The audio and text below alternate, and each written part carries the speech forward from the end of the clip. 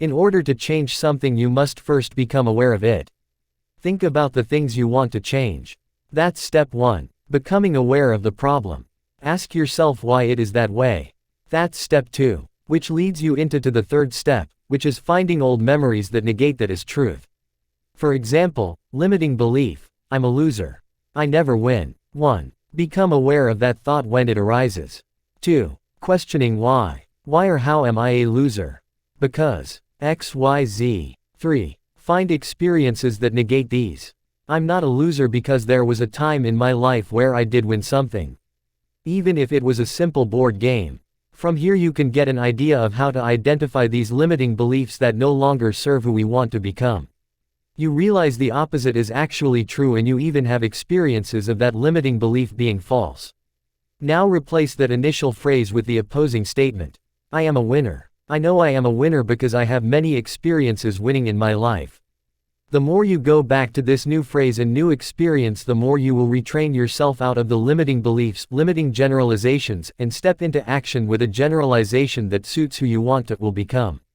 Use this in all areas of your life. This is the real inner work. This must be done in order for actual change to occur. There is no getting around it.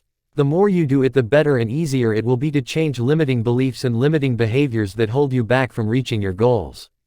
The objective is not to be perfect, rather it's to let go of those limiting ideals and beliefs that keep you from self-actualizing in manifestation of your already inner perfectness. Your abundant light of God, higher power, within you already. The highest version of yourself, now.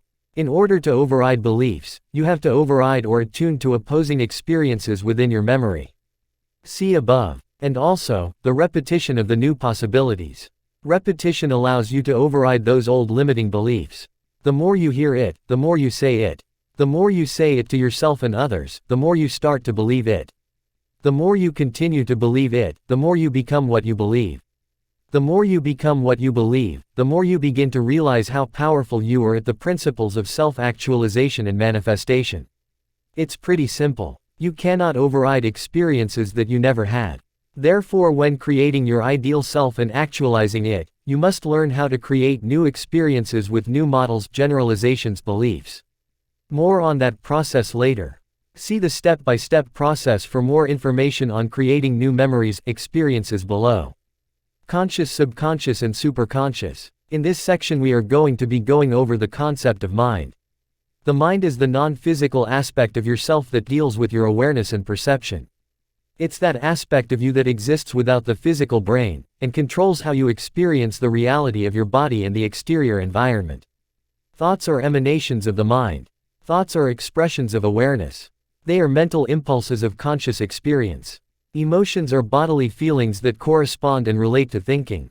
Mind is a non-physical machine that, when programmed with information through beliefs and feelings associated with those beliefs, then produces results in the physical world. It's also important to note that there are multiple different levels of awareness, called states of consciousness. This means that perceiving reality itself is conducive to the state of consciousness we are using to experience it with. The mind operates through different states of being. These states of mind are called states of consciousness, which have brain wave states connected to each state of awareness. You need to know this if you want to enhance your manifesting ability. Remember, thoughts are things. The mind is all and everything in the universal fold of existence, was once a mental vibration. Consciousness is awareness, the state of being aware. We can only be aware of our state of being in our environment. There are three major states of awareness, called states of consciousness. 1. The conscious mind, that part of the mind that you use to be aware. It is the part of the mind that is being aware of every single word in this book. When you look at yourself or the world around you, you are using your conscious mind. The conscious mind is what helps you stay safe and away from danger. 2. The subconscious mind is that part of the mind underneath the level of waking consciousness. It is the part of the mind that interprets what one is being aware of. It is the part of awareness that deals with learned behaviors. It includes beliefs, thought patterns, and belief systems, worldviews, and unconscious bodily reflexes such as perception through the 525 senses, emotions, habits and unconscious bodily functions that you need not be aware of in order for them to function, such as heart rate, breathing, opening the mouth to eat, blinking, and muscle functions. 3. The superconscious mind, which is your dreams, goals, aspirations, desires. It is the mental part of you that is connected to your higher, spiritual self. It is who you are beyond your conscious and unconscious self. 90% of who we are and how we relate and interact with the world through our awareness happens in and through our subconscious mind. That means we are really only actually conscious of the reality we are experiencing 10% of the time. Basically, the way we live our lives is unconscious behavior patterns that we have been conditioned to, through learning. Learning is the conditioning process of the subconscious mind through consciously implanting information into it. Until it becomes unconscious habits. Or, habits that are operating below our awareness. Our job is to consciously bring what we want to experience in our lives into the fold of the unconscious, subconscious part of the mind. By doing so, we allow it to become an unconscious reflection as a conditioned reflex to general experience. This then influences the way we think and behave and ultimately what we will experience. So we must implant our goals and desires, as if it's already happened and is currently happening, into our subconscious minds, which then allows us to experience it as a natural part of what we call reality. Brain wave states. As mentioned above, to each of the 3 states of conscious awareness is a measurable wave of frequency of awareness. It is literally the vibration of consciousness. Which is why it's important to be at a higher vibration of consciousness, which doesn't necessarily mean being positive, rather it means being in awareness. 1. Conscious mind alert awareness. Cognitive, intellectual state. Filled circle 14-13 Hz beta waves. 2. Subconscious mind relaxed alertness, awake but drowsy, light sleep state of awareness. Filled circle 9-14 Hz alpha and theta waves. 3. Superconscious mind deep sleep, reduced awareness or the loss of bodily awareness. Filled circle 1-14 Hz theta, delta and gamma waves. Impacting the subconscious mind. You can probably recall a recent past experience where you heard a song or had an experience that you cannot get out of your head. No matter what you did, you kept thinking back to a person, place, thing or sound that kept replaying itself over and over in your mind. Well, this is the process of impacting the subconscious mind that we are trying to do with our goals and intentions. We want to get these new patterns of existence and experience so ingrained in us that we ultimately experience them.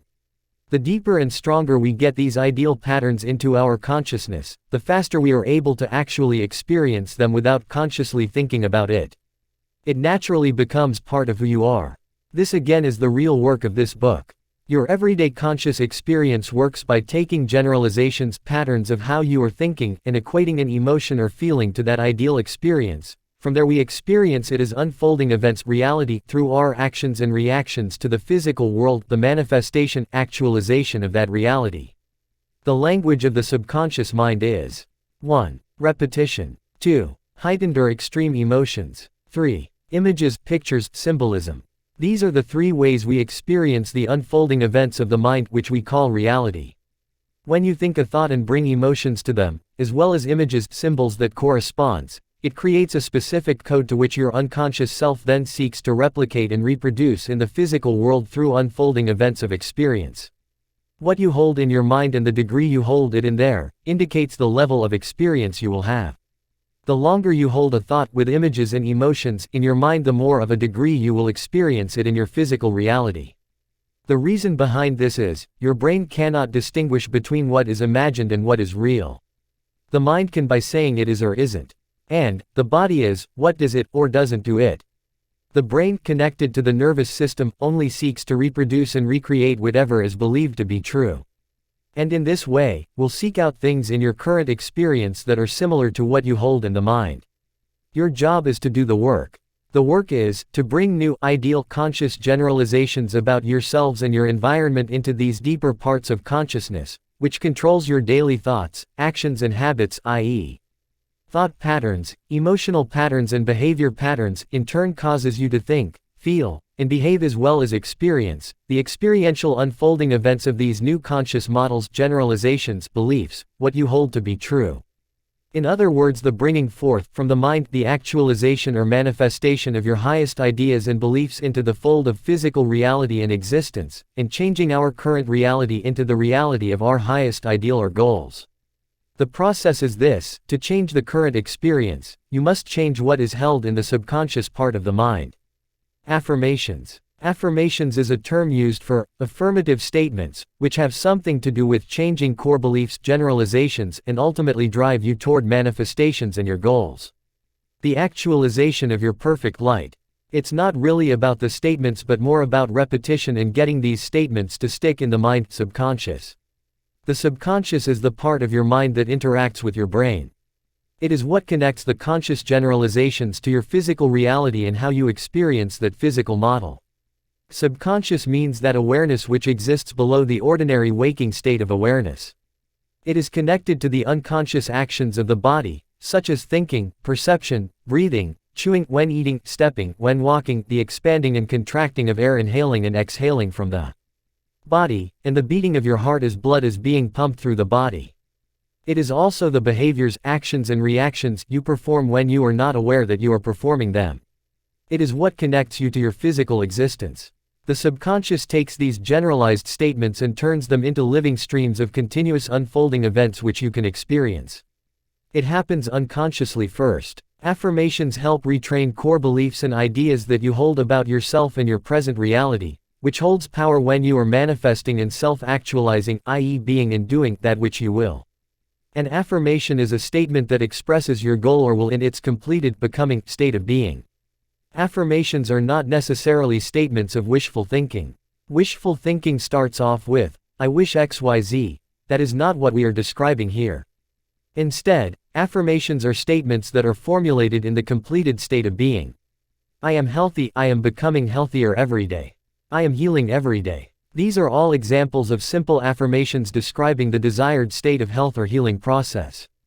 The best outcome to any situation is better formed when one has no limiting belief and uses powerful affirmation statements alongside emotional associations. It must also be understood that affirmations are statements used to change limiting generalizations. Again, they are statements that help you challenge and overcome old beliefs and generalizations that no longer serve your ideal self.